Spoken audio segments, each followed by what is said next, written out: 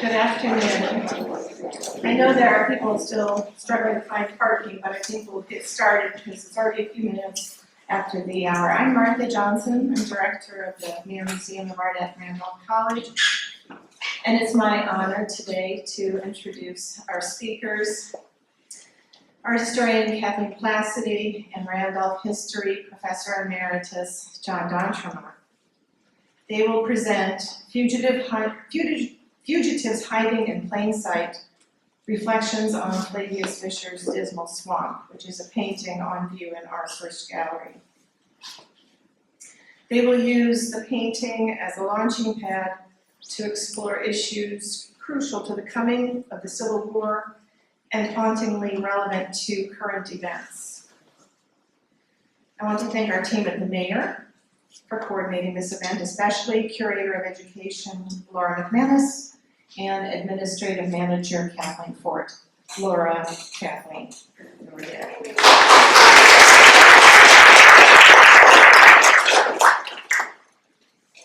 Kathleen Placidi has a master's degree in art history from Case Western Reserve University in Cleveland, Ohio, and carried out additional graduate work at the doctoral level in the field of American art at the University of Virginia. She has taught art history courses at the University of Virginia, James Madison University, Sweetbriar College, and here at the college, on topics ranging from Asian art to 18th and 19th century American and European art to modern and contemporary art. She's interested in how museums research and interpret their collections to the public, has worked as an historic interpreter in the curatorial department at Thomas Jefferson's home, Monticello, and has given public talks at a number of museums. Kathleen is also an experienced fundraiser who has been a development officer at her alma mater, Case Western Reserve University at Monticello, and at Sweetbriar College, where she is currently director of institutional grants. Over the span of 41 years until his retirement in 2021, John D'Entremont taught almost all of the American history courses at Randolph-Macon Women's College and, after its embrace of coeducation in 2007, Randolph College. Holder of degrees from the University of Virginia and Johns Hopkins University, Professor D'Entremont presented students with the story of America from pre-colonial Native American civilizations to the United States of their own lifetimes. Beyond the classroom, as founding director of the college's American Culture program, he guided students in travel experiences from Maine to Georgia, from Michigan to Louisiana, and throughout Virginia, which he believes is the ultimate laboratory through which to explore all of the major themes in American history. Professor D'Entremont's research and writing, as well as his teaching, have focused especially on reform movements, social change, and issues of race and gender. He has held grants from the Virginia Foundation for the Humanities, the Virginia Historical Society, the Virginia Foundation for Independent Colleges, and the Gilder Lehman Institute. He has been a consultant to several museums and historic sites and was the original co-curator of The Story of Virginia, the first permanent exhibition at the Virginia Historical Society, now the Virginia Museum of History and Culture. His biography of Virginia-born abolitionist, feminist, and radical free-thought minister Moncure Conway received the Allen Nevins Prize of the Society of American Historians, the Gustavus Maier Center Award for an outstanding book on the subject of bigotry in the United States, and was nominated for a Pulitzer Prize. Today's lecture is made possible through the generosity of museum member Anne Van de Graaf, class of 1974.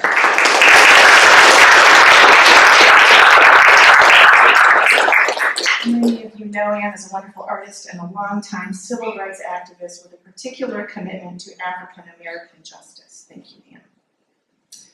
Please join me in welcoming Kathleen Placidi and John D'Entremont.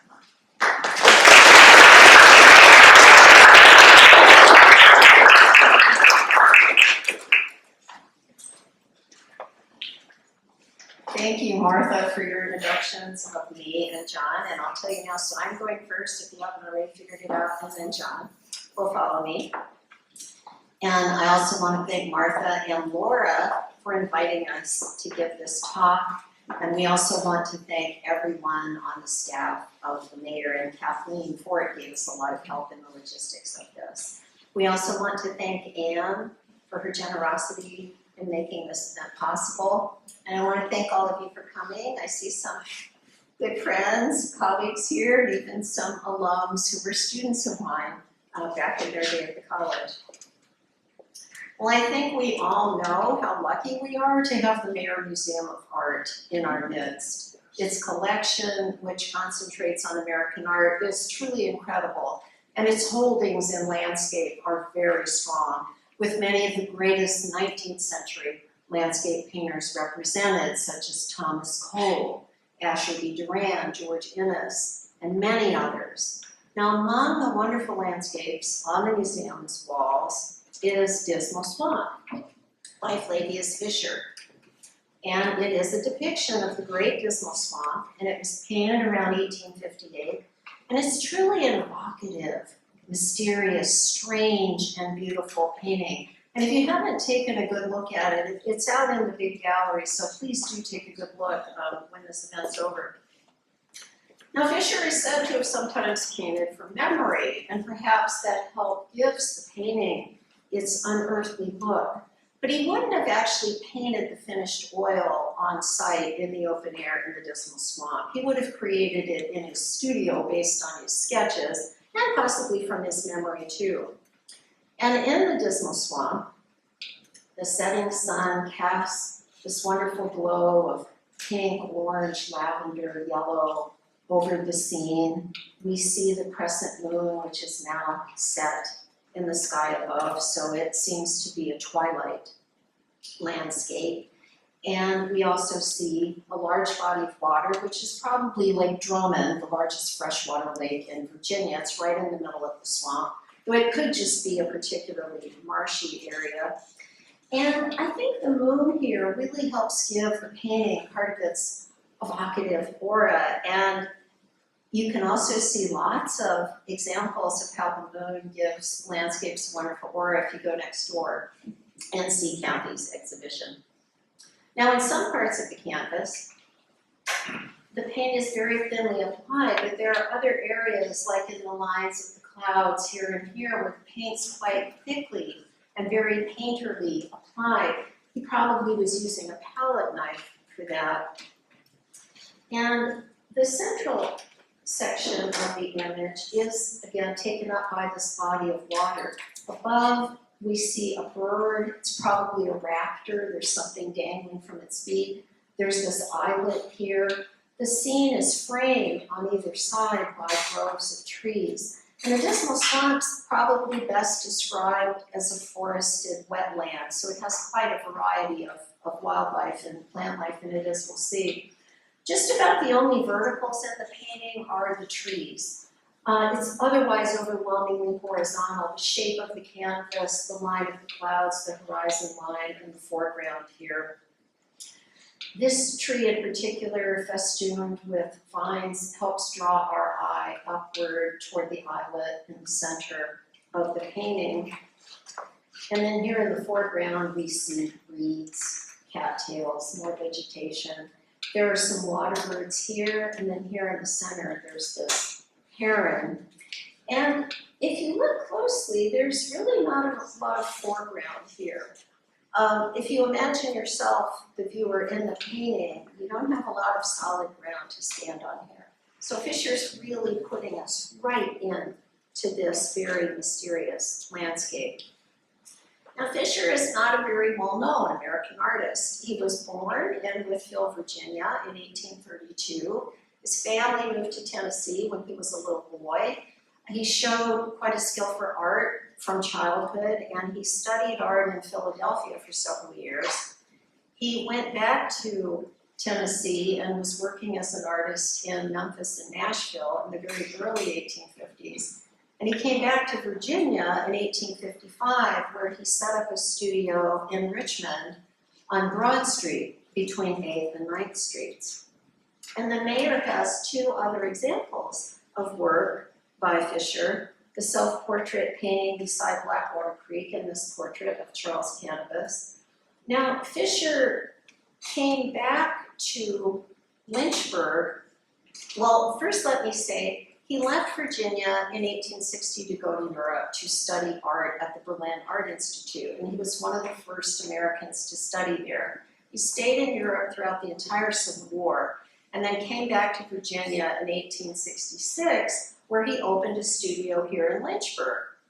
And in Lynchburg, he painted portraits, he painted history paintings, landscape paintings. Unfortunately, his studio burned to the ground and much of his work was lost. And at that point, he went back to Richmond for a few years. And then by 1882, he had relocated to Washington, D.C., where he primarily worked as a portraitist and had a studio where he also taught pupils, and his studio was in the Corcoran Museum of Art. He married one of his pupils, they had a son. He stayed in Washington the rest of his life, and he passed away in 1905.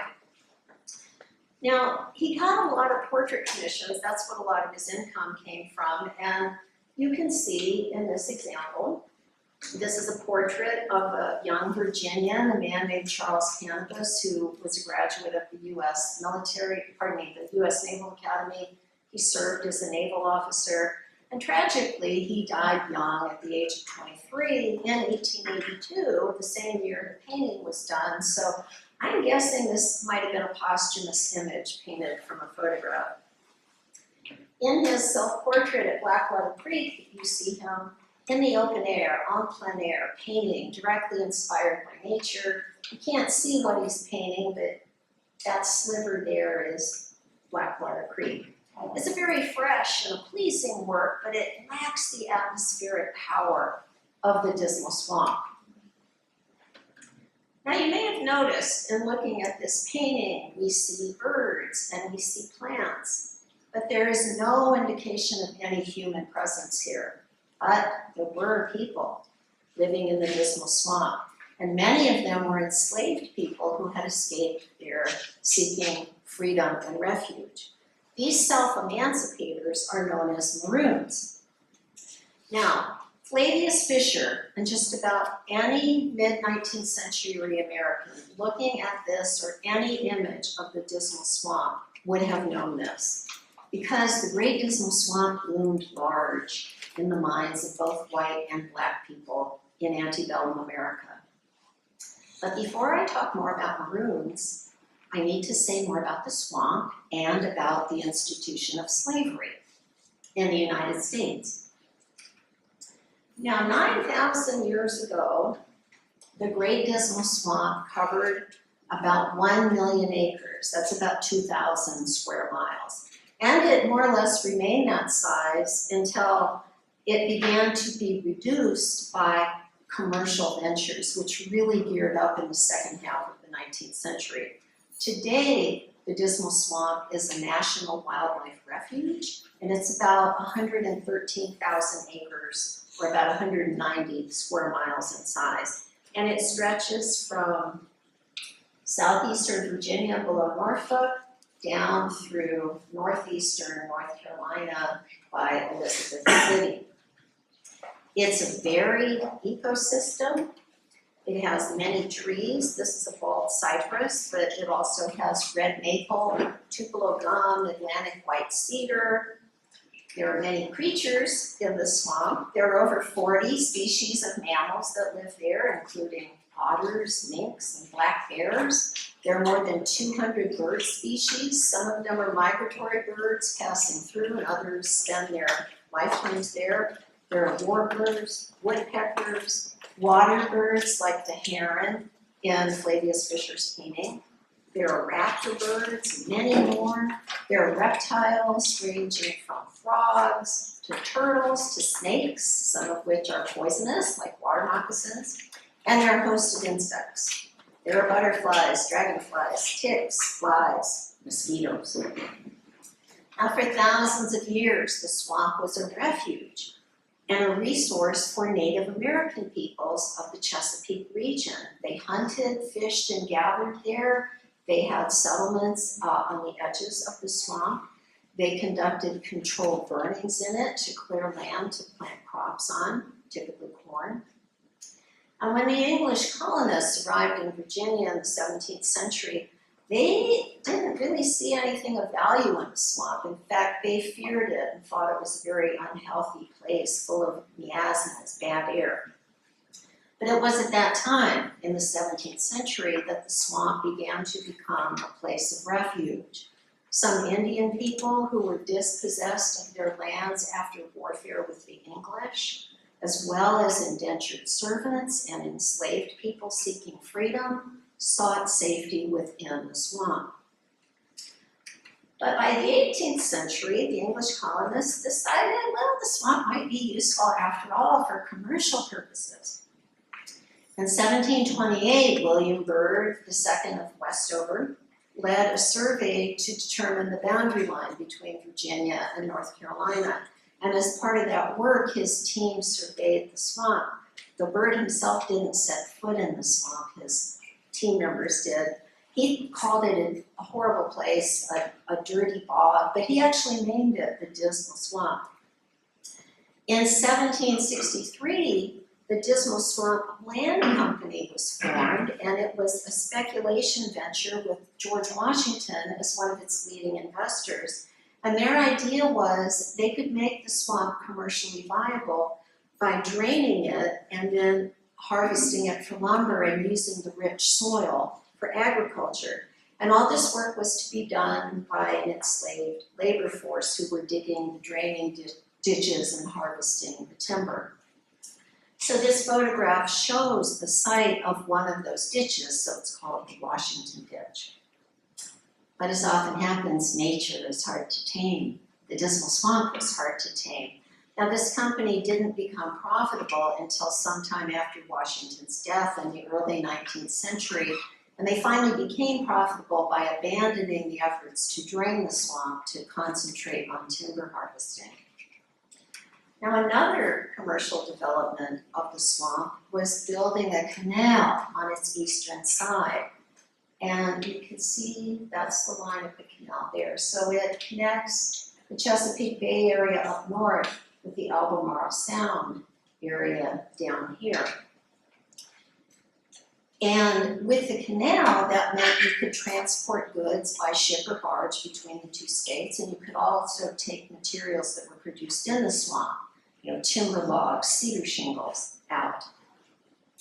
Work on the canal, which is 22 miles long, started in 1793, and it finally opened in 1805. And that was all hand dug by enslaved laborers, so you can imagine how incredibly hard that work would have been. And the canal is still in use today. It's the longest continuous in-service man-made canal in the United States. Now, by 1829, the canal had been considerably broadened and deepened. Locks had been built in it to make sure the water levels maintained a deep enough area for boats and bigger ships to be able to traverse it. They dug what's called the feeder ditch, which goes from Lake Drummond to the canal. And those boats that traversed the canal were crewed by multiracial crews. There were white boatmen, enslaved boatmen, and free black men on those boats. And the canal was one of many internal improvements that were being carried out in the United States in the 1820s. And President Andrew Jackson visited the canal in 1829 as part of a tour he was taking in the region. Now, this painting is by Robert Salmon, a British artist who was active in the United States, and he specialized in maritime painting. So you can see it's a busy area with lots of boats. This building here is called doesn't exist anymore, but it's the Lake Drummond Hotel, which was also called the Halfway House, because it was built right on the borderline between Virginia and North Carolina. And if you were a guest in the hotel, you could pick whether you wanted to stay in Virginia or in North Carolina. And the hotel ended up getting kind of a greasy reputation, like people who were eloping to get married would come to stay at the hotel, and there were tales of gamblers being there. So, now, many of the workers in the Dismal Swamp, as we've heard already, were enslaved. And slavery had its beginnings in English North America in 1619, when a group of 32 enslaved Angolans were landed by an English privateer at Point Comfort, Virginia, which later came to be Fort Monroe. By 1776, there were enslaved people in all 13 colonies. They made up roughly 20% of the colonial population, so that was almost 500,000 enslaved people in a colonial population of just over about 2 million. In the early years of the Republic, most of the northern states abolished slavery, though some did so by gradual emancipation, which meant it was several decades before everyone within their population was free. But the numbers of enslaved people continued to grow, and unfree labor was completely entrenched in the American economy. The expansion of the United States territories fueled the expansion of slavery. From the Louisiana Purchase in 1803 to the treaty that ended the war with Mexico in 1848, the size of the United States grew by hundreds of millions of acres, and much of that newly acquired fertile land was in the Deep South and the Southwest, and it could be used to grow sugarcane and especially cotton. Cotton became the most lucrative crop in antebellum America. It was a mainstay of the American economy, and it was particularly a mainstay of the Southern economy, and all that labor was done by enslaved people. So this new land caused a huge demand for slave labor. Now this demand, along with the federal government's ban in 1808 on any further importation of enslaved people from Africa, fueled a tremendous growth in an internal domestic slave trade. And that trade in turn raised the prices of enslaved people. And it encouraged slave owners in the Upper South to sell their human property to domestic slave trading companies who were supplying the unfree labor to the southern states, the Deep South, and the Southwest. One of the major centers in this domestic slave trade was Richmond, Virginia, as you may know, and the slave jails, as they were called, and the auction houses were all located in Shockoe Bottom, which was the lowest level of the city by Shockoe Creek.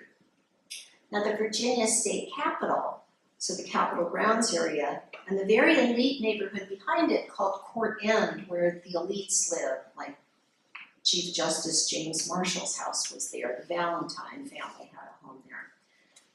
That ritzy area was only half a mile away from the slave pens of Shockoe Bottom.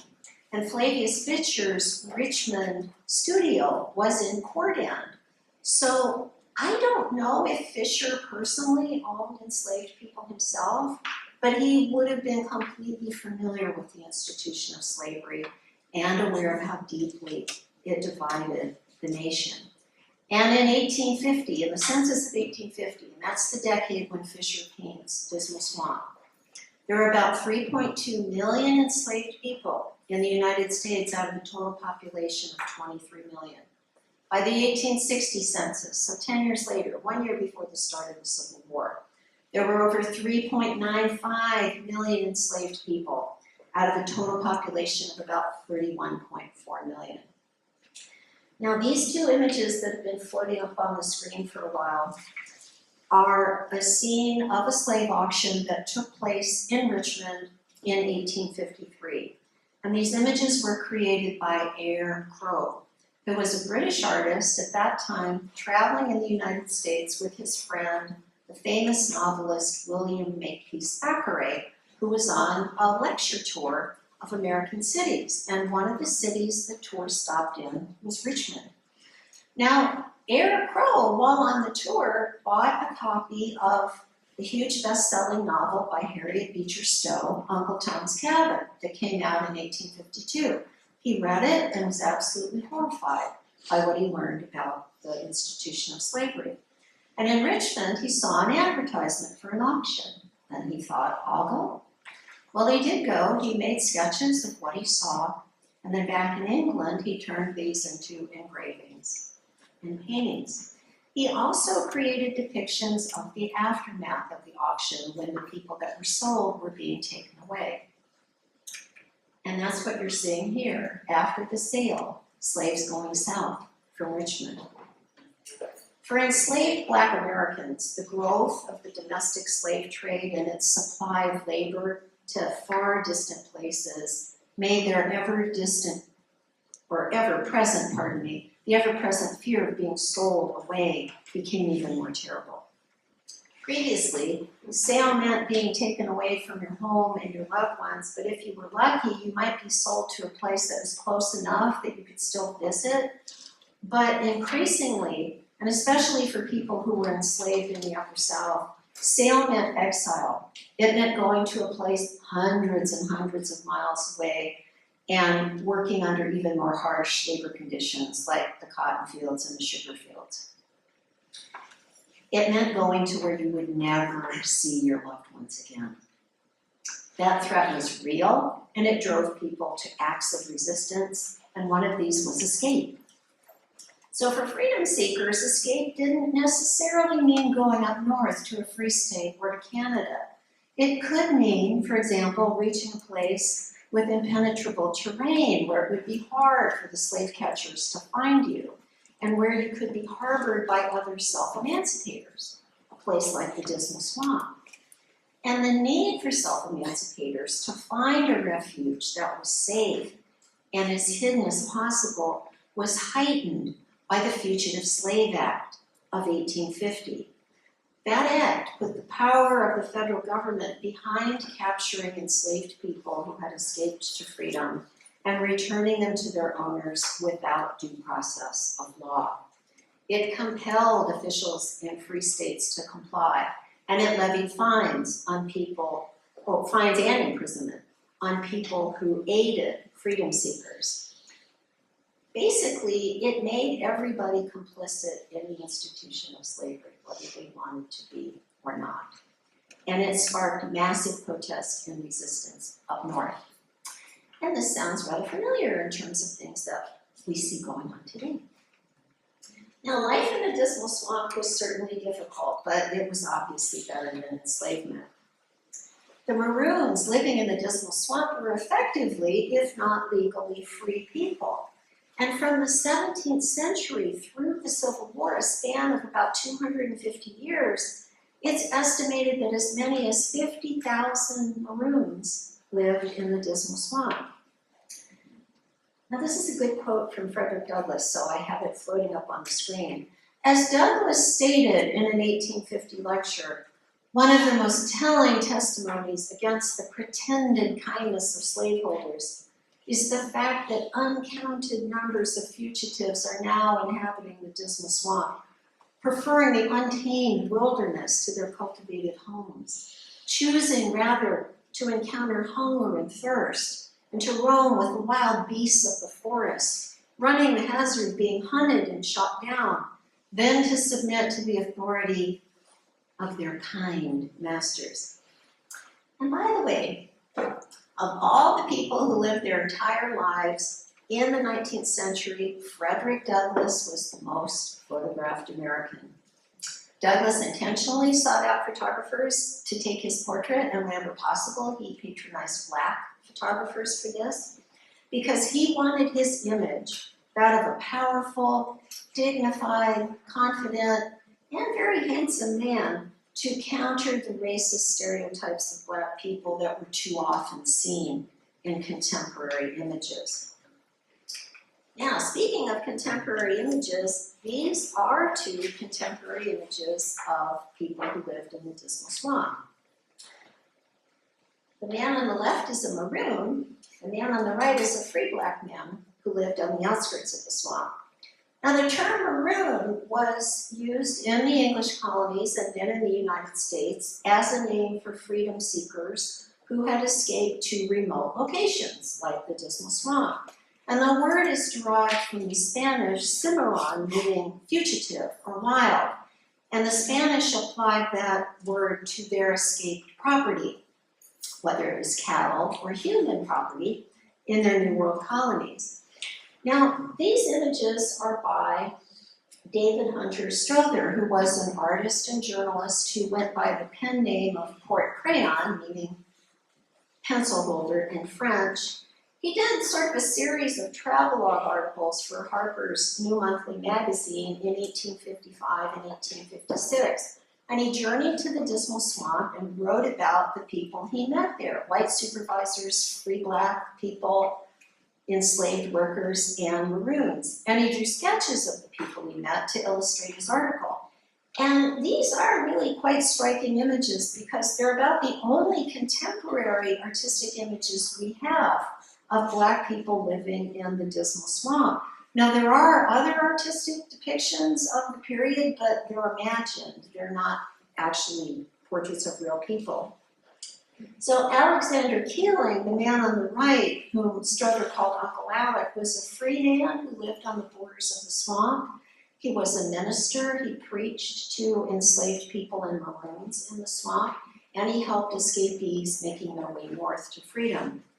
Osmond was a Maroon who lived in the deep interior of the swamp, and he was revered as a leader by inhabitants. And Strother described him as being wary, vigilant, and armed. And Maroons were able to obtain guns and ammunition through trade, or some people escaped to the swamp taking weapons with them on their flights from enslavement. And Maroons like Osmond lived in small communities on islands that were on higher ground, deep in the swamp's remote interior. And these were full-fledged communities. They lived in log cabins that they built, they cleared land, they planted crops, they shared resources. And many of these families were intergenerational, meaning they'd lived in the swamp for generations. Children were born in the swamp, and then those children had children born in the swamp. So those born in the swamp had never directly experienced slavery, so they were effectively free people. Now, other Maroons lived closer to the swamp's boundaries or close to its commercial operations, like the canal or the labor camps where people were working in the timber industry. And for many of those Maroons, this was a deliberate choice of location because it enabled them to be closer to family members who were enslaved nearby beyond the swamp or within it in those labor camps. And this meant that they could visit these family members, though going to and from different areas of the swamp and then outside the swamp and back to it could be extremely risky. And Maroons were sometimes captured and re-enslaved. But other freedom seekers in the Dismal Swamp were there temporarily while waiting to arrange travel, whether by foot or by rail or by boat, up north to a free state or even as far away as Canada. And the swamp's close proximity to Norfolk with its shipping and its harbor was another one of its attractions as a place of refuge. And even the enslaved people who worked in the swamp on those labor camps, like making shingles and felling lumber, even they had an autonomy and a relative freedom that generally was not experienced by other enslaved people, because often when these people were doing their work, they were away from the camp itself, like they might be in the interiors working for as much as 2 weeks away from white supervising eyes. But whatever their status, the black denizens of the Dismal Swamp developed networks of communication, cooperation, and support for one another. Now here's a good example. Enslaved workers who made cedar shingles could be paid cash bonuses if they exceeded their monthly quota. And so many of them came up with the idea that they could boost their quota and thereby earn more cash by subcontracting shingle making to Maroons. And the system worked great. Enslaved workers earned more cash. Some of these people even earned enough money that they could buy their own freedom. Maroons traded the shingles they made to the enslaved workers for goods and supplies, and the white supervisors who knew that there were Maroons helping make shingles, and they knew that these people were illegal escapees from slavery, They turned a blind eye because it increased their bottom line, it increased their profit. So again, this sounds somewhat familiar to today, doesn't it? Now, for their own safety, maroons in the Dismal Swamp generally tried to stay out of sight of white people. So how do we know about them if they're flying under the radar? Well, there were runaway slave advertisements in Virginia and North Carolina newspapers from the 18th century up through the Civil War, and many of these mentioned that the escapee is believed to be heading toward the Dismal Swamp or is known to be sheltering there. There were reports of maroons in newspaper and magazine articles.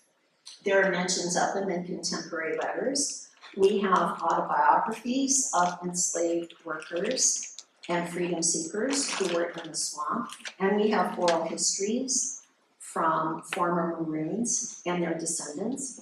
And we also have archaeological evidence. The Great Dismal Swamp landscape study led by an archaeologist, Dan Sayers of American University, has been working in the Dismal Swamp since 2003. Now, we also know a lot about the Dismal Swamp, of course, because the legislators in Virginia and North Carolina often argued about it and contemplated doing something to clear these maroons out of the swamp, but that never happened in an organized way. Now, many contemporary slave owners thought maroons were a menace because acts of resistance, like self-emancipation, laid bare the lie that slavery was a benevolent institution. It laid bare the lie that enslaved people were content with their lot. And slave owners also feared that maroons would band together with enslaved people to foment rebellion. Now, slavery was ultimately based on control through intimidation, threat, and physical violence, so it's no wonder slave owners feared possible insurrection. Now, Nat Turner's revolt, the deadliest slave insurrection in U.S. history, took place in 1831 in Southampton County, Virginia, which is only about 60 miles away from the Dismal Swamp. And whites thought slaves who took part in the revolt were going to escape to the Dismal Swamp. And this is a contemporary woodcut. Oops, sorry, wrong button.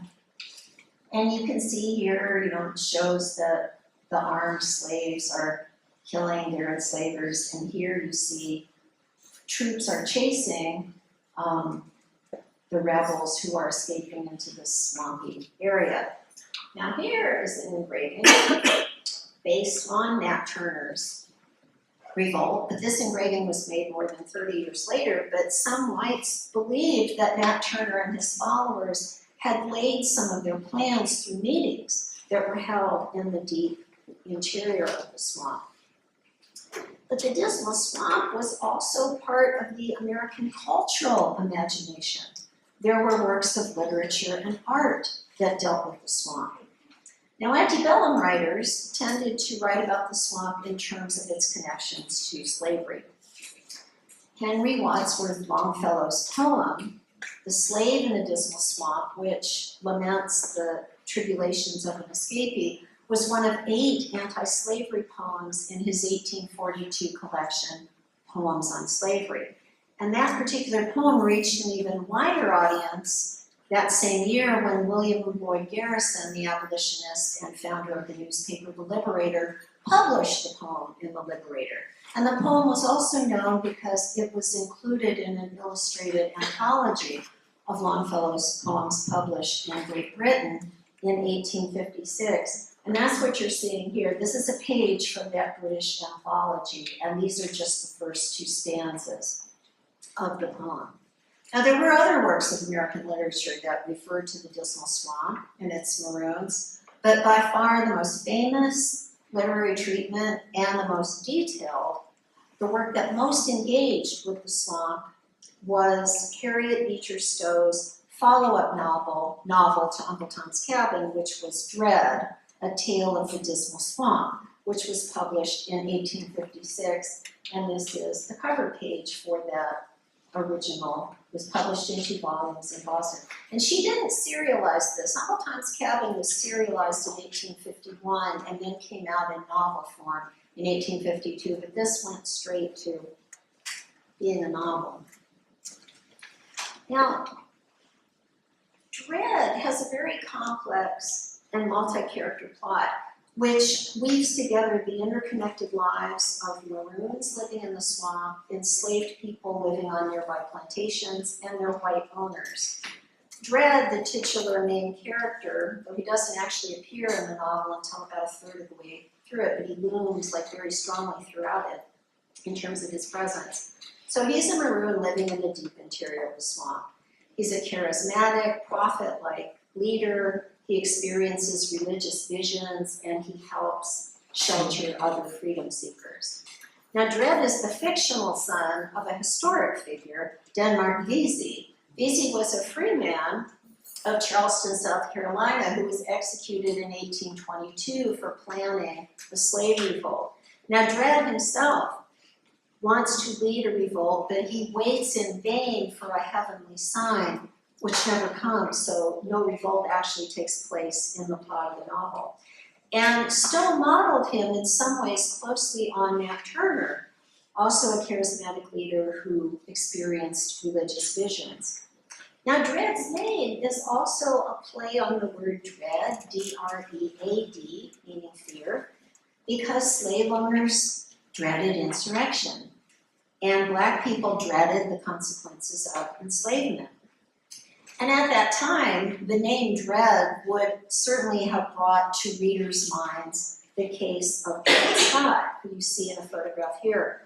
Dred Scott was suing for his own freedom. His case went from a Missouri court to a federal court of appeals, and then was argued before the Supreme Court, first in February 1856, and then again in December 1856. That's the same year that Stowe publishes Dread, and there are a number of contemporary issues that she refers to in the novel, so I can't help but think he's named Dread for those reasons.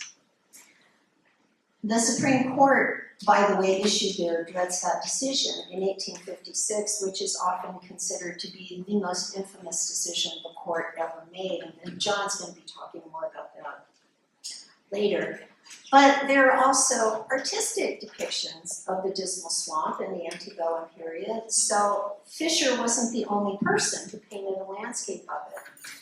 Now here we're seeing two images by John Gadsby Chapman, who's probably best known today for his painting, very large painting, The Baptism of Pocahontas, which is in the US Capitol Rotunda. So he painted at least two landscapes of the Dismal Swamp. So this one is the one that's still extant today, which he did in 1825. He did another image of it in 1835, which is lost. But it was engraved at the time, and it became a very popular engraving.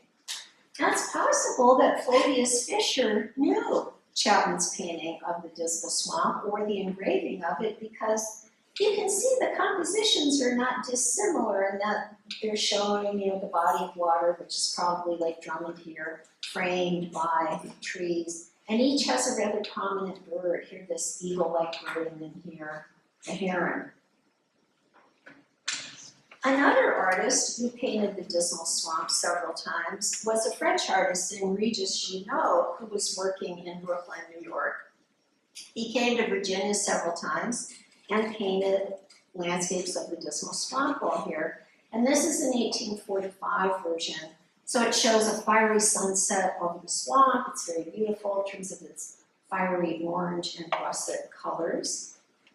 And you can see that there are some birds flying ahead, but again, there's no open human presence. So Fisher's not the only antebellum artist who painted the Dismal Swamp, yet without portraying the people within it.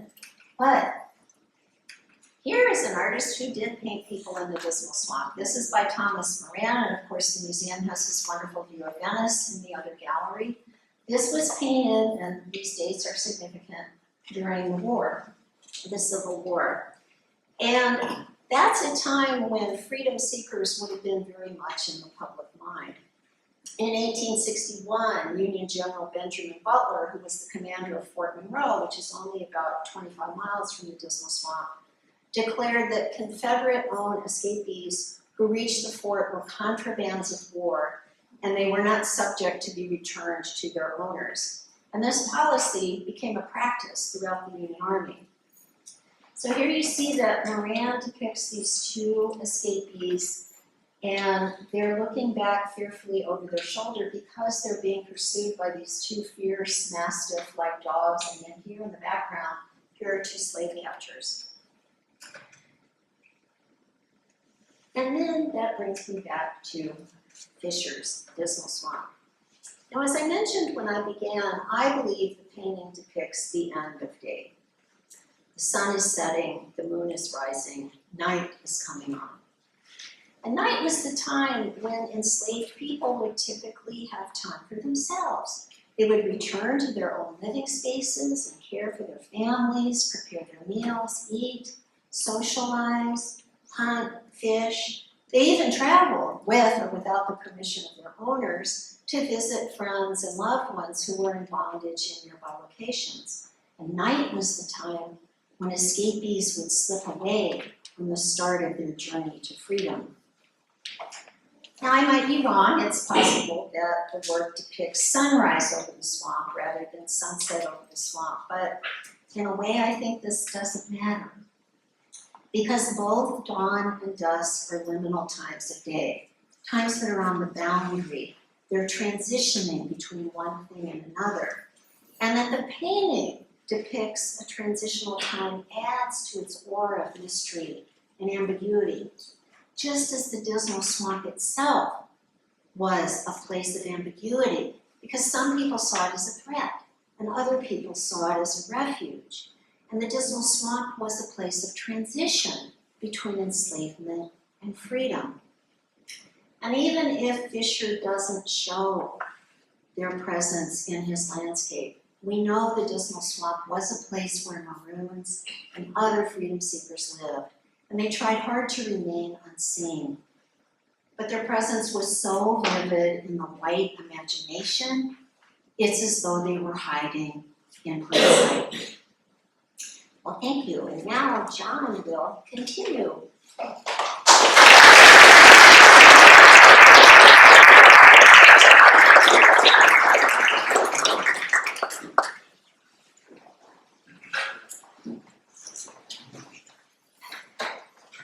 Kathleen and I were so enthralled watching the Winter Olympics the other night that we discussed maybe using the pairs figure skating finals as a template for our joint talk.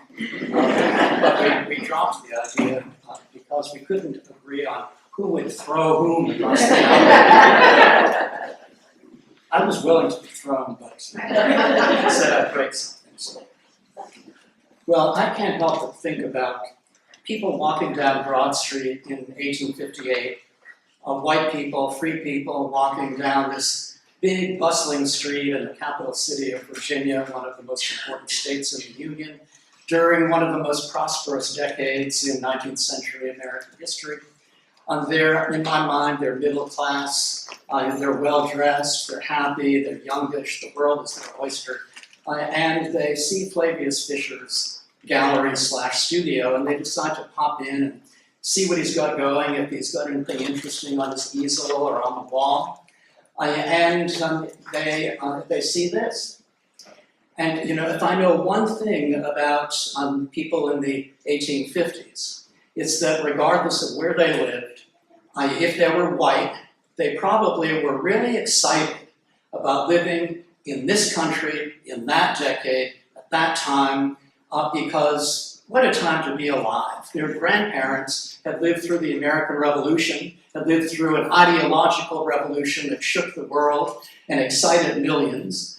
Sovereignty of the people, life, liberty, pursuit of happiness, natural rights. What a revolution that was. But by the 1850s, there was another revolution going on, and that was a revolution in technology. That is, there were so many things that were revolutionizing life for women within the home. The spinning wheel was a thing of the past, chop it up for firewood. You don't need to make candles anymore because of really good oil lamps. Even cooking was moving away from the fireplace with excellent cook stoves coming on the market. Go to the Stonewall Jackson House in Lexington and you'll see a state-of-the-art cook stove from the 1850s. And you can imagine just how excited people who had to cook were to see this, making life so much easier than anybody who ever lived ever had. But probably the most important part of the technological revolution of the antebellum years was a revolution in motion, a revolution in how and to what degree people were able to move around. Abigail Adams, wife of a president, mother of another one, well-to-do woman from the Boston area, you know, she was in her 40s before she traveled more than 50 miles from her home. She never traveled as far as from here to Charlottesville until she was in her 40s. Well, that didn't happen even for people a whole lot poorer and more isolated than Abigail Adams by the 1850s. There was a Swedish schoolteacher named Fredrika Bremer who came to America and wrote a book about her travels in 1850. She was a teacher back home, so she wanted to visit classrooms in America. So when she went to places that had schools, that had common schools and classrooms, she would always ask the kids to draw her a picture of something that reminded them of America, that epitomized America. And Fredrika Bremer said that the thing that kids drew more often than any other thing was a locomotive. A locomotive, because it announced its presence. If you live around here late at night, you know, you hear the big train in the distance. These 19th century locomotives, they didn't kid around. You saw the smoke billowing, you heard the bell, you heard the whistles, you heard the chugging and the clank, clank, clanking on the steel rails. The locomotive was something that the world had never seen the likes of before. And you could travel 40 miles an hour on a good straightaway on a railroad in the 1850s. 40 miles an hour. If you had a good horse on a good road through most of human history, you might travel 30 miles in a day. So you can go in 1 hour, a lot more than every other generation before you could travel in a day. And then there were the steamboats and the steamships crossing the Atlantic by the 1850s. You could cross the Atlantic from Boston or New York to Cherbourg or London or Dublin. You could cross in 2 weeks. 2 weeks instead of the 6 or 8 or 12 weeks on a sailing ship. Motion was the thing that people did in America in the 1850s, and they knew that it was different from the past. In fact, motion seemed to be the birthright of Americans to those middle-class white people going into Flavius Fisher's gallery in the 1850s. They were a people of movement, and the United States, this dynamic country that was changing the world, the United States was a country in motion. So then they would move their bodies into Flavius Fisher's studio, and they'd see this, and it would bring them up short because they knew the Dismal Swamp. Everybody knew the Dismal Swamp. In the 1850s, if you thought about a swamp, you thought about this. You probably, unless you lived in southern Georgia, you probably didn't think about the Everglades. The swamps of Florida, who was there? The Seminoles were there, and they were still active. And the United States had just fought the Second Seminole War and hadn't won it. They'd withdrawn, and the Seminoles were there waiting. Okay, bring it on, let's have a third. So nobody's going to the Everglades. But the Dismal Swamp, as Kathleen has said, was in the midst of a large population of people. The Dismal Swamp was right there, and it was scary. It was the skunk at the garden party. It was the ghost at the banquet. Because in all of this excitement about being alive in America in the 1850s, being a people of movement, well, there were people who were moving here, but they weren't the people who were supposed to be moving. The thing about slavery in America is that slaves were the people who were supposed to stay put. They weren't supposed to move unless white people told them to, and told them where to go and what to do and how to act. They could move a long way, 1,000 miles from Alexandria to New Orleans, a long way if white people sold them and told them to go. And they wouldn't have anything to say about us. That kind of movement was okay. But for black people, slaves, but even free black people, white people were kind of scared about them moving around because there was always a question, what are they doing? where are they going? And when they get out of our sight, out of our control, where are they plotting? And you look at this painting, if you're a white person off Broad Street looking at this painting for the first time, you know exactly what to think about. You know who's there. In fact, it's much more effective by not having people in it than by having people in it, because people have got to imagine the slaves, or the former slaves, living in freedom deep in the swamp. They know they're there. They can't see them. And it's much more scary to imagine them than to actually see them. You see the raptor there flying in the center of the picture. Well, who's the predator here and who's the prey? If you look at it from the former slave's point of view, deep in the swamp, the raptor may symbolize the predators who used to own them, who could knock on their cabins at night and say, okay, get up, get dressed, you're leaving, I sold you, goodbye. They're the prey. Slaves were the prey. The masters were the predators. But if you're the white people coming off the street on Broad Street and you see the swamp, and you can imagine the people maybe plotting against you where you can't see them, you don't know what they're doing. Who's the predator and who's the prey? It's the former slaves who are the predator, and it's the white people who are afraid. And so those happy white people coming in off of Broad Street, looking at this painting, they might have been a bit titillated by it because everybody kind of likes not everybody, but a lot of people likes the frisson of danger, without real danger. They're not going to be attacked in Flavius Fisher's studio.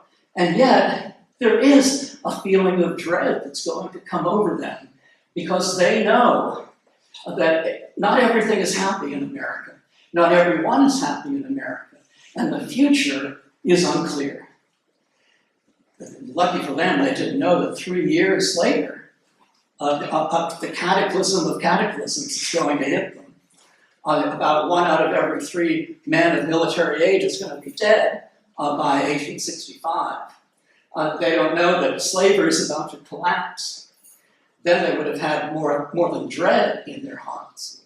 You think about when Franklin Roosevelt was president, there were those Norman Rockwell paintings and posters of the 4 freedoms, and one of them was freedom from fear. Well, of course, freedom from fear in the 1930s meant freedom from, well, for a lot of things, freedom from the want, but freedom from the fascists, freedom from the jackboots who are going to knock on your door, break up your family, throw you in jail. So if you transfer that back to the 1850s and talk about freedom from fear, who's fearing what in this picture? Well, if you're a slave, you fear the obvious. You fear that they're going to sell your kids for openers. But if you're the happy middle-class white people off the street looking at this, what's your fear? Your fear is their freedom. They fear their freedom. It's not just freedom from fear, it's fear of freedom if the wrong people have it. Now, that's why the fugitive slave issue was such a scary, divisive, raw issue by the 1850s, because it meant that the people in motion were people who weren't supposed to be in motion. There were people who sometimes hid out in a swamp, but they weren't bogged down. They weren't swamped. They were in a swamp, but they weren't stuck. They weren't swamped. They were carving out their own destiny. I think that what made the fugitive slave issue such a central one by the 1850s was not so much that property owners were losing their property. That was a big deal. They were losing money. A slave was, as one slave trader said inelegantly, money on legs. It was discretionary money that if you got into debt, land was hard to sell, but you could sell a person just like that. So when a person ran away, that's money running away. So that's a big deal, but I think it goes deeper than that. The problem with fugitive slaves is that they were insulting the slave owners. by running away. The insult was that here were people who were supposed to stay put, who have minds of their own, and they're saying, we have as much right as you have to be free, to live as free people, dare I say, maybe even as citizens, in a country that claims to be the greatest democracy that there ever was. And the information revolution that was going on, the telegraph, invented in the mid-1840s, and all these penny newspapers and periodicals that are around, they're spreading information to a degree that past generations could never have imagined. And so these slaves, wherever they are, they know about the Haitian Revolution of the 1790s that had created the first Black republic in the world. They knew that the British had abolished slavery in their empire in the 1830s. They knew the French had in the 1840s. They knew that slavery was back on its heels in the world. And so they were just waiting for it to come to America, for the emancipation locomotive to come to America. I went to high school in Lynn, Massachusetts, where Frederick Douglass wrote his first great autobiography. And in Lynn, Massachusetts, was the Hutchinson family singers. The Hutchinson family were like Peter, Paul, and Mary going to anti-war demonstrations in the 1960s. They sang at abolitionist rallies. And their most famous song, which they wrote, was Get Off the Track. And Get Off the Track was a song about the emancipation train chugging along, heading for Emancipation Station. And if you wanted to get in the way, if you wanted to keep slavery going, well, okay, you can get on the track to stop the train, but the train's not stopping. You gotta get off the track. Go on YouTube and listen to this. You know, there are people who do old 19th century songs. It's a wonderful song, the Hutchinson family singers. So slaves knew that emancipation train was coming, and they were going to help it along by showing that slaves don't want to be slaves. That was the problem for white people with fugitive slaves. When we think of fugitive slaves, we think of them escaping to the north. And that's what contemporaries thought of most when they thought about it. And well, they should, because that was the main irritant in North-South relations and one of the major causes of the Civil War. That is, when Southerners worried about the future of slavery, they worried that Northern white people were helping more and more slaves to break their slavery and run away to freedom. And only if they seceded would their slave property be somehow safe. But the North wasn't the only place that slaves were running to. Now, I could tell you wonderful stories about Southern slaves who escaped to Philadelphia and New York and Boston, and about the vigilance committees who were formed, biracial committees in every big city of the North, spearheaded by Black people who always took the services, usually for free, of white lawyers, white human rights lawyers, who organized whenever slave catchers came to town. They kept records of who the professional slave catchers were. And if they didn't know some guy arriving from the South, checking into hotels that specialized in having Southern guests, well, they had ways, they had contacts among the bellhops and the desk clerks at hotels to find out who these people are and why they're in town. And these vigilance committees would dog the heels of these slave catchers as they walked around town looking for their prey, looking for the specific man or woman that they were being paid to go find and haul back to the South. The vigilance committee members would ring cowbells, would make noise in the neighborhood when the slave catchers were coming along. They wouldn't give the slave catchers a moment's peace.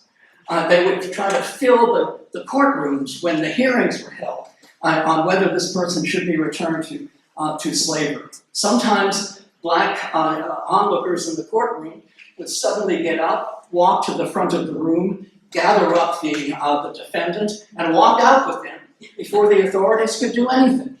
It's just a remarkable thing about ordinary people in northern cities banding together in a biracial way to fight people from far away who dared to come into their city and tell them that they had to enforce a system that their states had abolished decades ago. I could spend the whole rest of my time, but I can't talk to you about that. I just love it. Let me tell you about one person, Anthony Burns, who was from Fredericksburg, Virginia. He escaped to Boston. He got a job in a little shop. He was getting along well with his neighbors and his co-workers. He thought he was home free. He made the mistake of mailing a letter to someone back in Virginia. Big mistake, because he just goes to the post office and the tenant's going to have to pick it up. Well, the postmaster looked at the letter, saw that it had come from Boston, and opened it, and found out who this person was, where he was living, and he gave the letter to Anthony Burns' owner, who hired slave catchers to go to Boston and get him back. Now, the thing about the Fugitive Slave Act of 1850, unlike previous Fugitive Slave Act from the 18th century, was that it federalized the process of getting slaves back. Instead of leaving it up to the states, where state officials were not all that happy about having to cooperate in this, and you often did not. Now the federal government, which was largely in the hands of slave owners and pro-slavery people, the feds were in charge. And so in the case of Anthony Burns, because Boston was an especially resistant city, Franklin Pierce, the president, decided that Anthony Burns was not going to escape. Anthony Burns was coming back to Virginia. And so Franklin Pierce sent an artillery battery and U.S. Marines to Boston to supplement the federalized guards that were already there. They took Anthony Burns before the federal slave commissioner, a guy whose part-time sole job, was to hear hearings and decide whether to send an accused black person into slavery. He'd get paid twice as much if he sent him into slavery as he would get paid if he freed him. So the Marines are there, the artillery battery is there. It's announced ahead of time when Anthony Burns will be marched to the docks to be taken back to the South. And so all of Boston, it seems, turns out for this to watch the parade. People hang black crepes and black cloth outside their windows, mourning the death of liberty in Boston. Burns is marched back with Marines with fixed bayonets marching by his side. There's a guy who drives a cart pulled by a donkey, and he drives it in front of the procession to try to stop it. The Marines step forward, bayonet the donkey, push the cart out of the way, and on they go to the docks. Burns' lawyer, a human rights lawyer who worked for the Vigilance Committee for Free, Richard Henry Dana, who had written a novel 2 years before The Mask about the abuses in the Merchant Marine. Richard Henry Dana was watching the procession, and some pro-slavery thug beat him unconscious with a club. Anthony Burns is sent back to Richmond. The owner doesn't want him because of his trouble, so the owner sells him to Robert Lumpkin, who has a slave jail in Richmond. Lumpkin sells him to a guy from North Carolina. And abolitionists in Boston hold their noses and buy Burns from the guy in North Carolina. They don't like to participate in slavery, but hey, they liked Anthony Burns. He's a human being. Let's save him. So they buy him. And he goes to Canada, and he becomes a minister. And he lives a few more years and then dies of the tuberculosis that he contracted in Lumpkin's jail in Richmond. That's just one person of the thousands who escaped from slavery, one person of the hundreds who were sent back, but the thousands who sometimes with the aid of these vigilance committees managed to blend in to northern cities and defeat the slave catchers. That was the most famous kind of fugitive slavism. But there was another kind that also got vast numbers of fugitive slaves, and it's one that most people don't know anything about. Even historians haven't written that much about it until just now when they're starting to. And that is that a vast number of people who escaped slavery didn't go north at all. They went to southern cities, where they blended in with the black community. Now, even in Lynchburg, which was kind of small compared to Richmond or Norfolk or Alexandria in the 1850s. Richmond, about 7,000 people. But there were 3,000, a little over 3,000 black people in that 7,000, so they were a good 40-some% of the population. And of those 3,000 plus, almost 400 were free blacks. This is according to the 1860 census. So a few thousand people, you can blend in the 19th century. You can blend in probably if people there allow you to, if people help you blend in.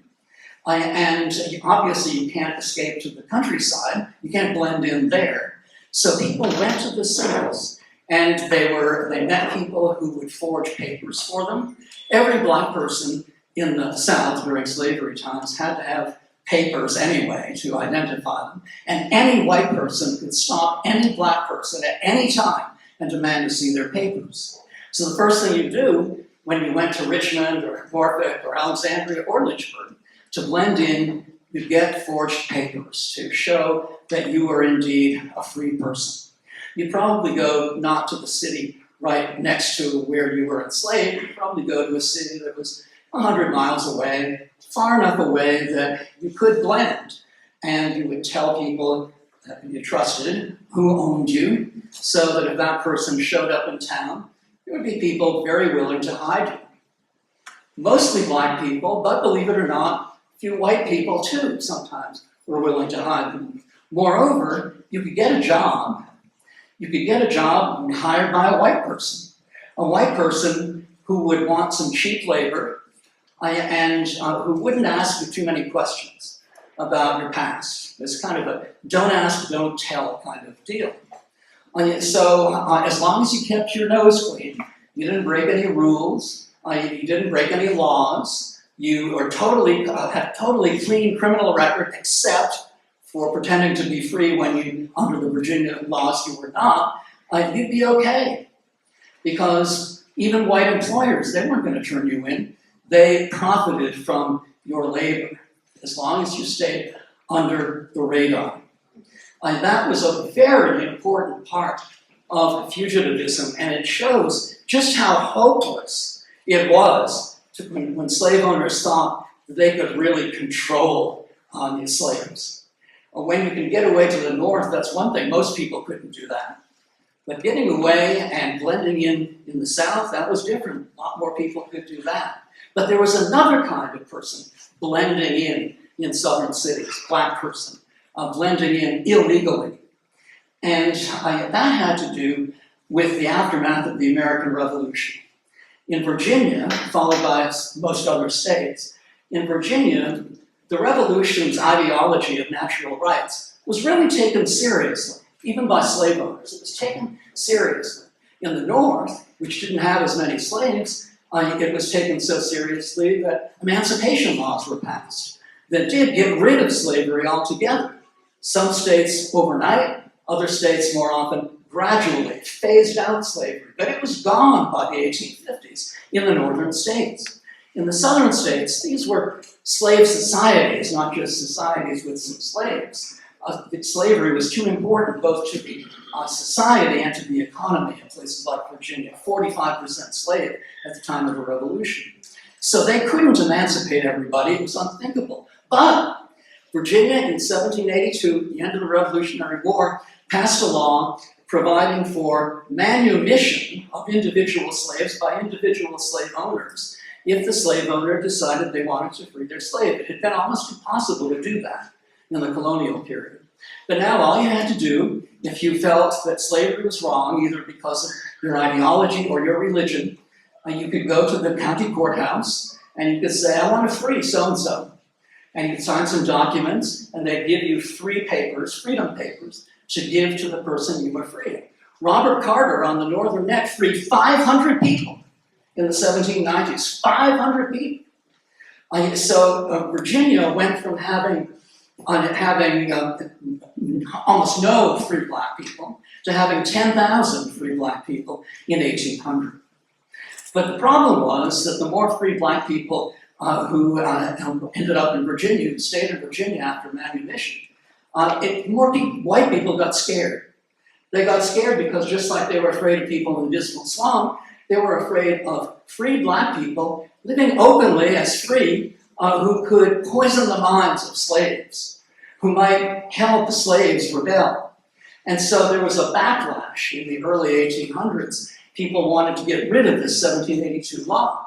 So in 1806, they passed another law repealing the 1782 law and saying, okay, you can still free a slave, but you have to pay to remove that slave from Virginia within 1 year. 1 year they had to go, leave the state. Okay, so you free the slave goes off, leaves you, goes somewhere else in Virginia. He or she knows that they have to leave in a year, but do they? Well, probably more often than not, no, they don't. They don't want to leave. They have family in Virginia. Some of their family probably still enslaved. And so they just blend along with the actual escaped slaves. They all blend into the black population of southern cities. And they have forged papers too, one way or another. Now, the thing is, if they're caught, if somebody exposes them that they didn't leave after a year, they would be auctioned off with the proceeds to the state. They would be sent back into slavery on the auction block. So they had really serious reasons to keep their nose clean and their heads down. And most white people, if they found out, and they blocked their ears, they didn't want to find out, as long as those people were good neighbors, worked hard, worked cheap, most white people turned the other way, not because they were anti-slavery, but because these were people they knew who they didn't want to lose as good workers and good neighbors. Of course, the occasional political flare-up would happen, where, like John Brown's raid in 1859, where people would throw fits about the dangers of slaves and slave rebellion. And during those times, there'd be crackdowns. Politicians wanting to make points and get votes, they would say, all right, we're hiring special constables, we're going to question every black person. And in those times, that was a time to take to the attics, to take to the cellars, to hide out, to get people to hide you for a week, 2 weeks, a month, until it blew over. But other than that, you were kind of free. You could live kind of free. In all of this, of course, there's the basic question: who belongs in a community? Who is a real American? Can these people ever be a real American? Even if they don't have to be illegal with forged papers. Is a free black person a real American? Is a free black person a citizen? I would point out that in the 1850s, because of all the immigration from Europe that had happened in the antebellum years, and how the African slave trade had been ended, the American part of it had ended in 1808. About 99% of black people living in the United States in the 1850s had been born in America, born in the United States. A much higher percentage than the percentage of white people who had been born in the United States. So in that sense, a much higher percentage of black people were Americans. But were they really? Or did their color, did their race disqualify them forever from citizenship? That takes us to the issue of passports. Because passports today and then do say you're a US citizen. That's proof of citizenship. More and more, certain politicians want you to have to show your birth certificate or your passport to show you're a citizen of America. Driver's license doesn't do. Passport's the gold standard. And so, what's the deal with black people getting passports in the 19th century before the Civil War? Well, most black people, they didn't go abroad, so why get a passport? But this wasn't something that was tested very often. But some people did test it. In 1849, an activist, writer, lecturer, increasingly famous man named William Wells Brown applied for a passport because he wanted to go to Paris for a peace conference that was chaired by Victor Hugo. And everybody loved Victor Hugo, all the peaceniks from around the Atlantic world were showing up for this wonderful conference, and William Wells Brown wanted to go.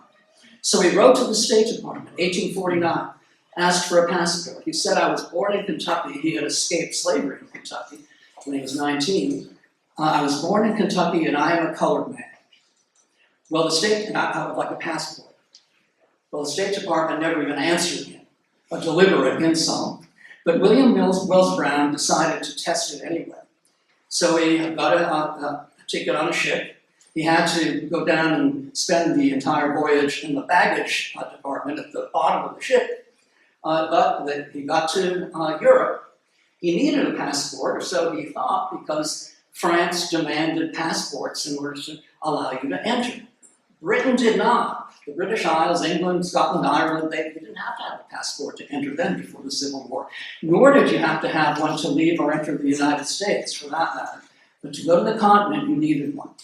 But he thought, I'll take my chances. So he went to Cherbourg, got off the boat, and went to the passport control. And the guy was really nice and heard his story, and let him in. Let him in. So he'd go to the peace conference where Victor Hugo hugged him, and the peace conference gave him a big standing ovation.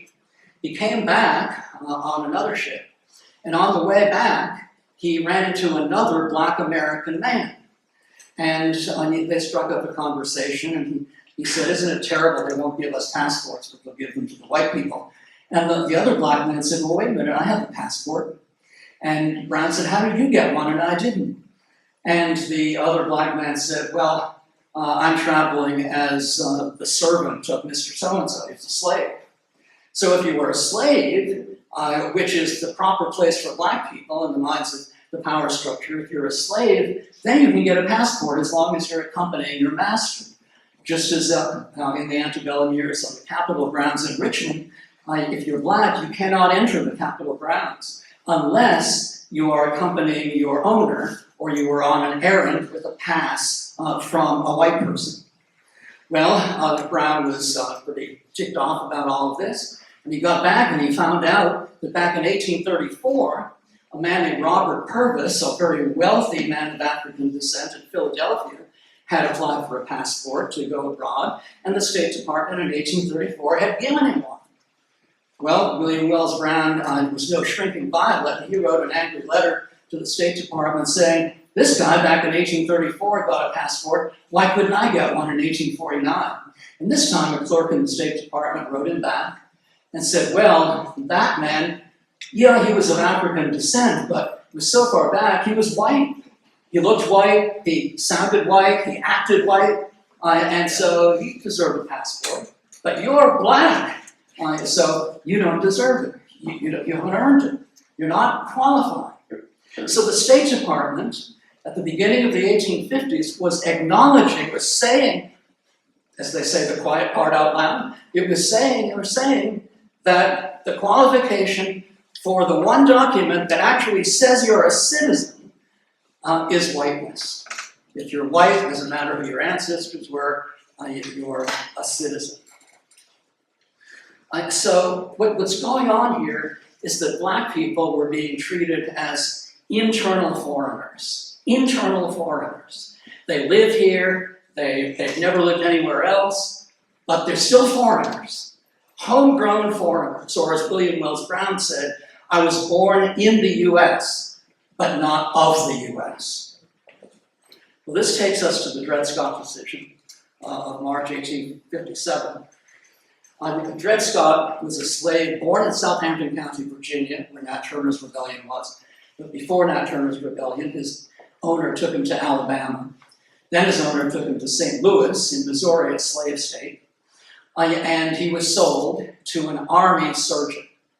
The army surgeon took him north up the Mississippi River to the army guys' postings, first in Illinois, a free state, and then in what is now Fort Snelling, Minnesota. It was then Wisconsin Territory, free territory under the terms of the Missouri Compromise of 1820.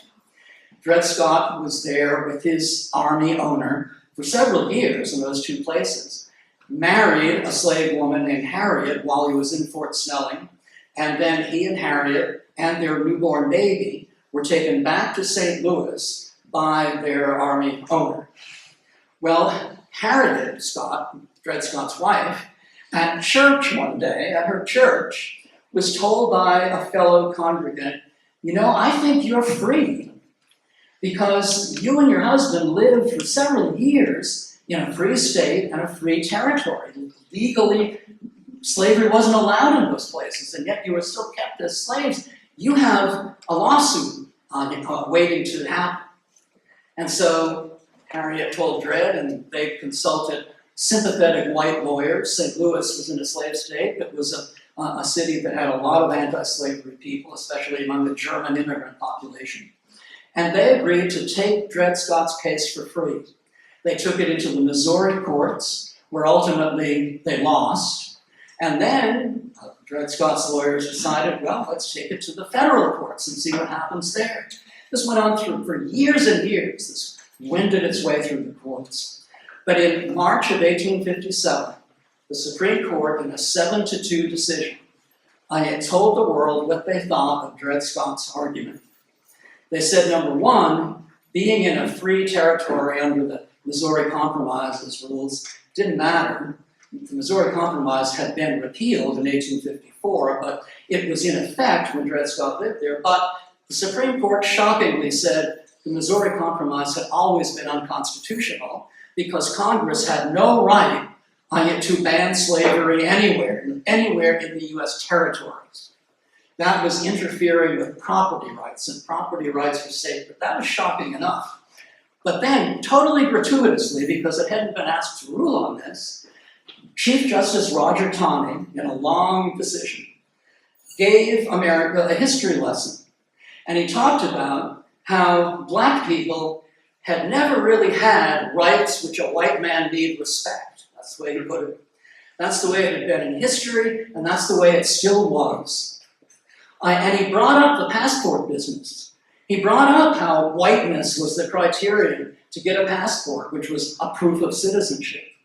Therefore, Dred Scott, because he was black, not just because he was a slave, but because he was black, could never be a citizen of the United States. And therefore, he had no right to sue in a federal court. He had no standing to sue to begin with. Well, that made the Dred Scott decision the most infamous decision in American history, at least until the recent court decision giving the president almost unrestricted immunity for anything he does while he's president. That, in my mind anyway, is even worse than Dred Scott, but that's a subject for a few beers and an argument. The Dred Scott decision was just a horrendously outrageous decision. And of course, it contributed to the buildup of the Civil War. So the official position of the United States was that black people, somewhere between 15 and 20% of the US population, black people, even though 99% had been born in the United States, could never be citizens of the United States. Well, along comes the Civil War and Reconstruction that follows the defeat of the Confederacy. And the Republican Party, the party of Lincoln, which is now in charge, one of the first things they do in 1861 is say everybody is entitled to a passport as long as they haven't committed felonies and they're in good standing with the community. So they started doing passports to black people. Black people apply for them. That's right away in 1861. And they start requiring passports for the first time for anybody entering or leaving the United States. But the big thing happens in Reconstruction. In 1866, against the wishes of President Andrew Johnson, who has become president because Lincoln was assassinated and Johnson grotesquely was his vice president, despite the fact that Andrew Johnson, the most racist president until now in American history, vetoes the Civil Rights Act of 1866, which guarantees black citizenship and says they're entitled to due process just like anybody else. He vetoes that. Congress passes it over his veto, but decides, it's not safe as long as it's just a law. We need to put it in the Constitution. And so in 66, the Congress also passes by large majorities on the 14th Amendment. And the 14th Amendment to the Constitution, which gets ratified by the right number of states, in 1868, it becomes part of the Constitution in 68. The purpose of the 14th Amendment, contrary to what President Trump says it is, Trump says, it's just about the children of slaves, that's all it is. And so birthright citizenship doesn't apply to anybody else. There are no children of slaves alive anymore. So we need to get rid of this birthright citizenship. No, what the 14th Amendment said, number one, was anybody naturalized or born in the United States is a citizen of the United States. Doesn't say the children of slaves, doesn't say the children of slaves and the people who have been slaves. Doesn't say any of that. It says anyone, any person born in the United States is a citizen of the United States. If they wanted to get specific, they would have gotten specific. They wanted this to be something that would be settled for all time. Born in the United States, you're a citizen. And it went on to say that if any state violates the due process rights of a citizen, the federal government can intervene against the state on the side of a citizen.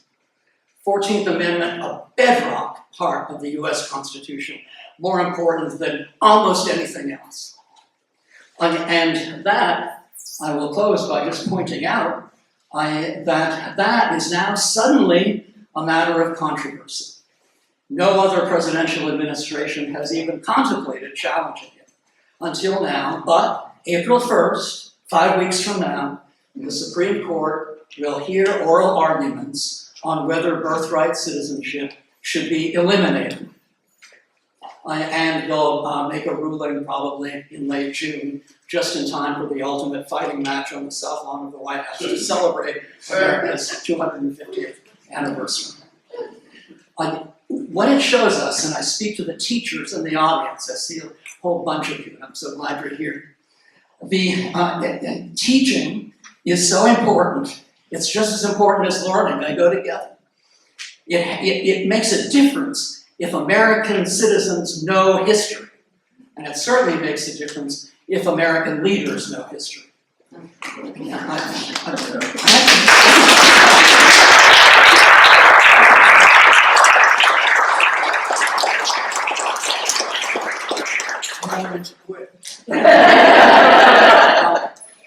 we have time for questions? Martha? Yes, Okay. we do have time for Kathleen, a come few on. questions. We can continue in this vein, or just ask anything you want.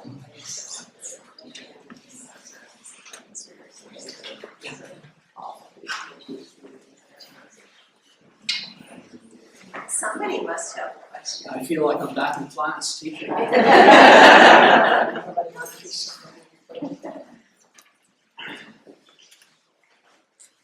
Oh, there's one. Yes, Hi, I've been curious about the archaeology in the swamp. Oh, yes. And I know that gentleman had been looking, I read an article on it some years ago, where he hadn't found a lot, but his comment was they did not have a lot. Do you all know any updates on that, if they found more or settlements or anything? Well, a lot of the work that team has done in the swamp is on one of the biggest islands in the interior of the swamp. It's about a 20-acre island, which is quite big, considering the locale. And a lot of the solid evidence they found, yes, is very small. Like, for example, they found fragments of ceramics. Now, some of these are ceramics that actually go back to pre-contact with colonial people made by native people. And the argument there is that Maroons are recycling anything they find. Like, they can't necessarily get contemporary goods and materials, though they do that in trade. But for example, like if they find an Indian arrowhead, they'll recycle it and do something with it. Or they'll recycle ceramic pieces and use them for the wattle and daub, to help weatherproof the log cabins that they're building. They found things like, the marks in the soil that show like where logs had been driven in. And apparently a lot of those cabins were built, on stilts so that they were above, the land, even though that was firmer land, just in case it would get waterlogged or flooded. So is that the kind of thing you have in mind? Because that dig is still going on. And as a matter of fact, when I was preparing for this talk, I read a lot of material. I read one of Dr. Sayre's papers, but they also did a documentary in 2014 that was funded by the National Endowment for the Humanities. And believe me, the National Endowment for the Humanities today would never fund a documentary on a topic like maroons, but they did then. And in that documentary, like Dr. Sayers like takes things out of drawers that are really, really tiny, and that's one of his points. If the people are living like under the radar, you're not necessarily going to find a lot of things. Plus, a lot of the things they made, like the wooden structures of their cabins, they made their own furniture, they made musical instruments, and sometimes they would trade these. They've all disappeared, they've all rotted away over time. So the things that they're finding, I mean, they're not finding the same kind of things, like they're not gonna have a cook stove like John was talking about.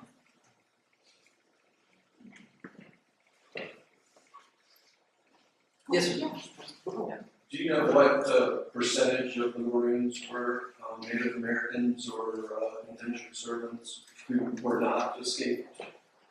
Enslaved people or not? I don't. I mean, basically, indentured servitude has died out by the later, Beginning of the 19th basically century. by the for the most beginning of part. the 19th century. So I don't know what those percentages were.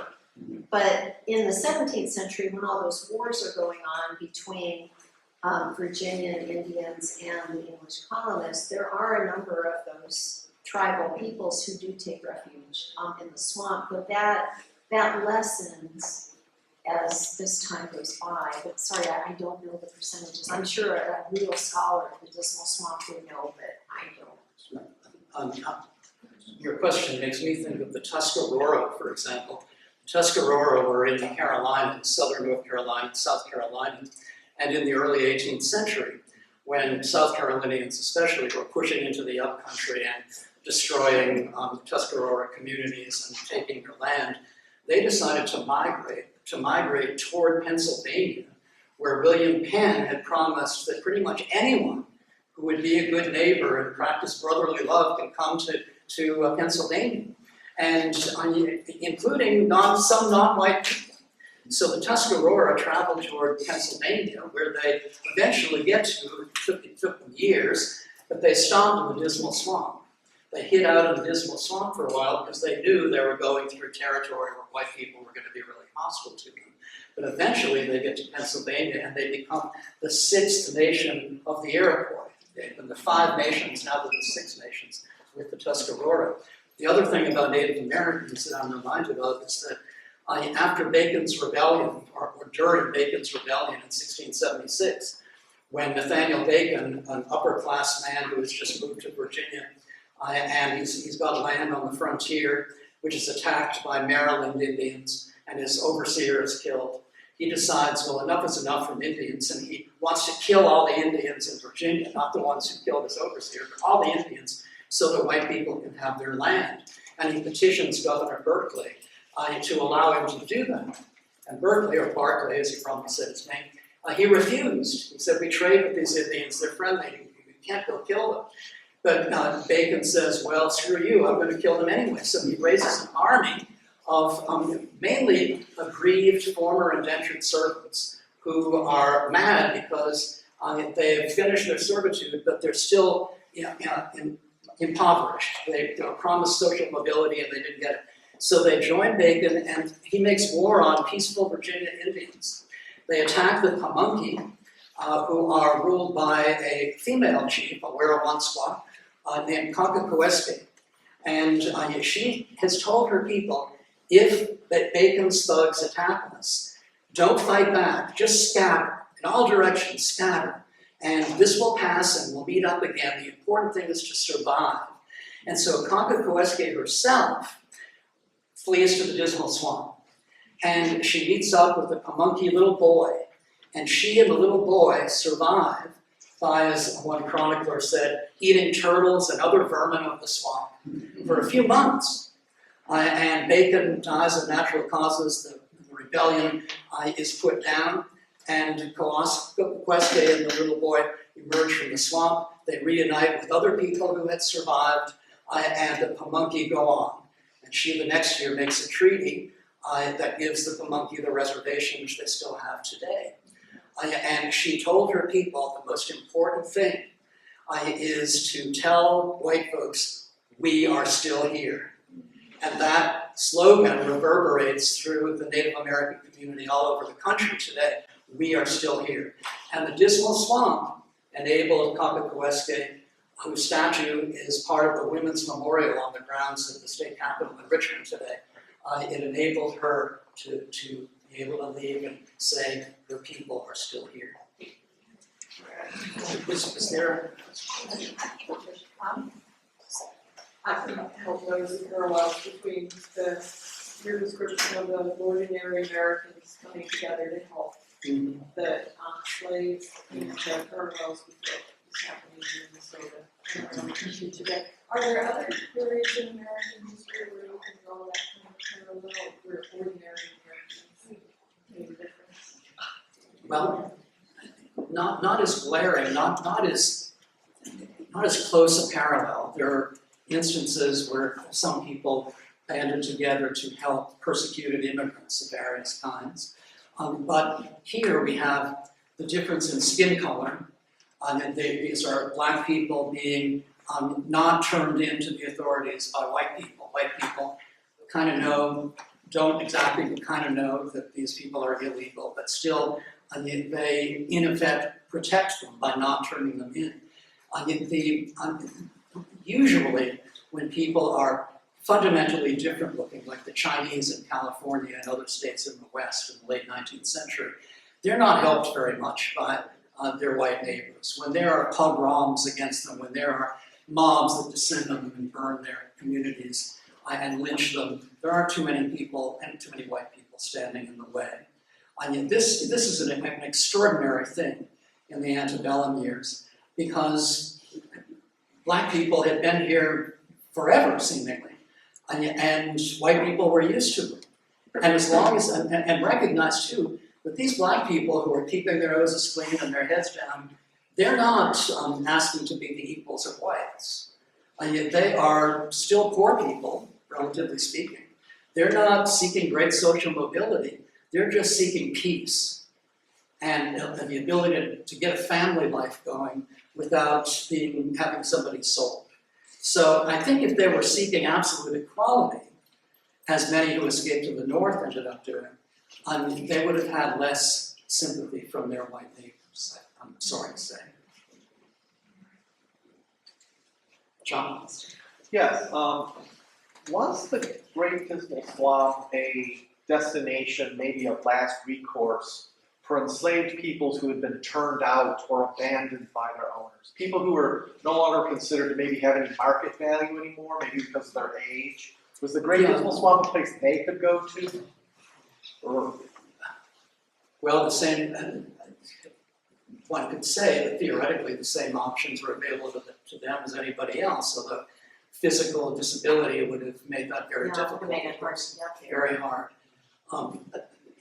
The Virginia Manumission Law of 1782 made allowance for that sort of thing. The legislature knew there might be rotten owners who would take advantage of the ease of manumission to manumit somebody who was 60 or 50 and couldn't take care of themselves very well, and they were just a burden. They weren't making any money for them anymore, so they just turned them out.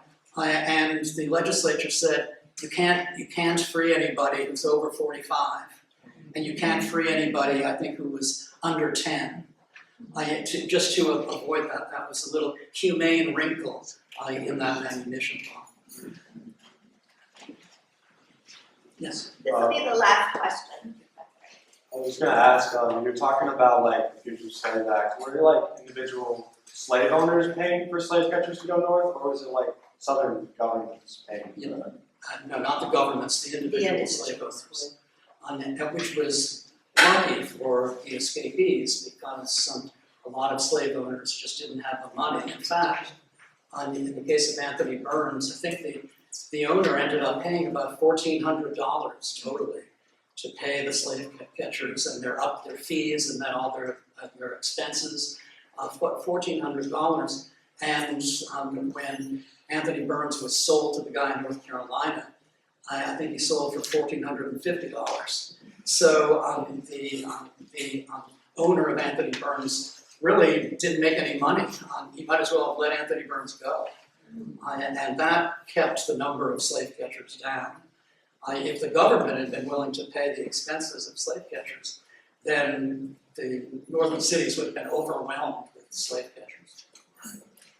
I'm going to invite you all to continue the conversation in the second gallery where we have a reception food set out that I'd love us to enjoy before catering wants to take it away. And John and Kathleen, let's let them get a much deserved drink of water. And then